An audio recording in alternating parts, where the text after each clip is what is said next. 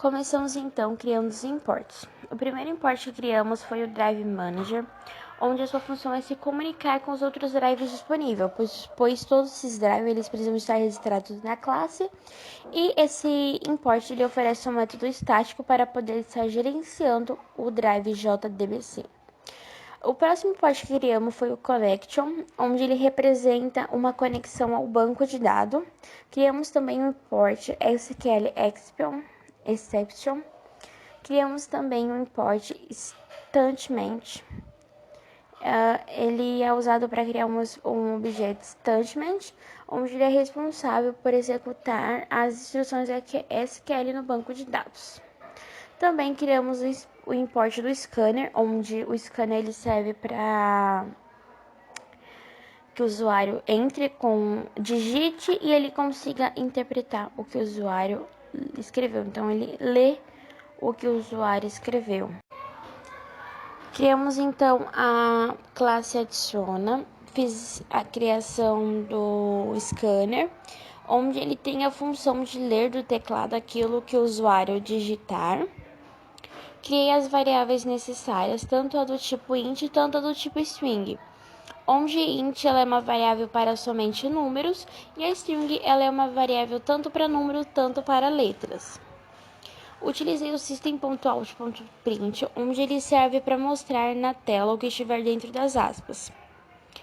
Nessa parte, a região será adicionada no banco, então a string ela possui os comandos SQL. No banco de dados, será salvo no banco de dados alunos. Também eu fiz a concatenação, que ela é juntar o texto. Então, eu utilizei tanto as aspas, tanto o símbolo de mais, que faz isso, que é concatenar a variável ao texto. Agora, eu criei o tree, que ele é o início de um bloco, onde dentro terá o tratamento de exceção. São necessários 5 etapas para manipular o banco. Então, na primeira etapa, eu carreguei o drive utilizando o class.forName, onde esse class.forName ele garante que o drive será carregado na memória do JVM. Já na etapa 2, é onde ele vai acontecer o estabelecimento da conexão com o drive. Então, a gente utiliza o get connection e onde será criada o URL para acesso ao banco.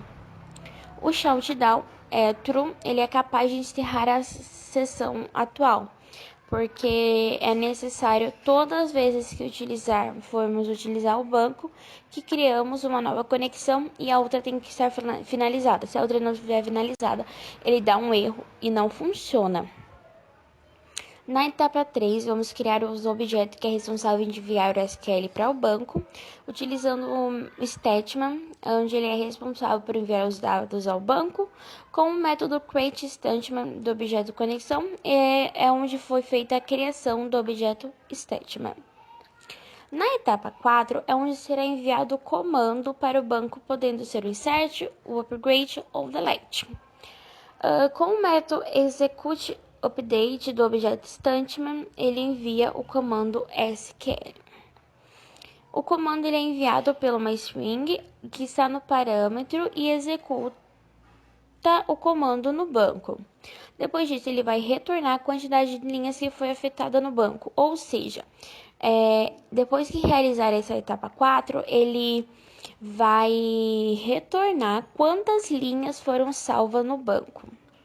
Na etapa 5 é onde a aplicação ela será finalizada, tanto a do comando, tanto a da conexão. Então, a gente primeiro fecha do comando e depois, por último, a gente fecha a conexão. O comando, no caso, o objeto statement deve ser finalizado toda vez que não for utilizado e recriado toda vez que for utilizar. E a conexão ela é somente finalizada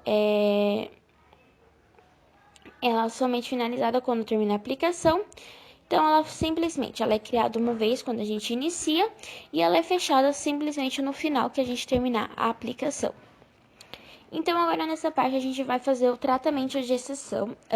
Então, são os erros que podem acontecer não é um erro que acontece sempre, mas quando acontecer sabemos lidar. Então, caso aconteça, não aconteça um dano muito grave, então a gente consiga reverter aquela situação de uma forma rápida ou encerrar a aplicação de uma forma sutil que não seja tão identificado aquele erro. Então, caso o método que for chamado lance uma exceção, ela é lançada e o bloco catch ele captura a exceção lançada. Então, no primeiro catch, ele serve caso aconteça um erro ao carregar o banco. E o segundo é se houver uma exceção ao criar o statement. Ele emitirá uma mensagem sobre o erro, que ele não conseguiu conectar com o banco, e ele avisará para o usuário que ele verifique a URL de acesso do banco. E por fim, eu também fechei o tag e finalizei. Também temos a classe altera_aluno, a classe remove_aluno e a classe lista_aluno. Todas elas seguem o mesmo padrão de etapas para o funcionamento do banco. A única diferença entre elas é a região da parte onde vai acontecer a alteração. Ou seja, elas têm o insert, o upgrade e o delete. Sendo o insert para inserir algo no banco.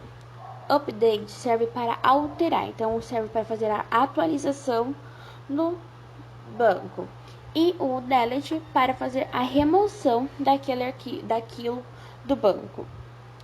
E também temos o lista_aluno, onde ele tem a função de listar o que estiver salvo dentro do banco. E para isso a gente utiliza o select, que ele tem essa função.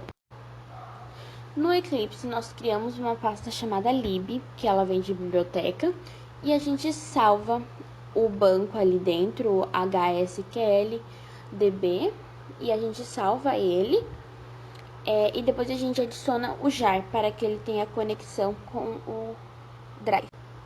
Utilizamos esse código SQL para fazer a criação da tabela. Então, usando um create, que ele serve para criar, table, porque vai ser uma tabela, e o nome da nossa tabela.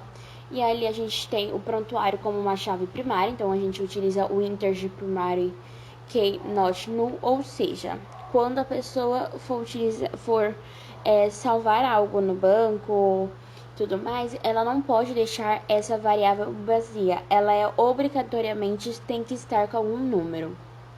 Então, o nome é um varchar 45, né? Então, basicamente uma string, né, onde você pode guardar letras e tudo mais, onde ela tem o tamanho 45 e ela também não pode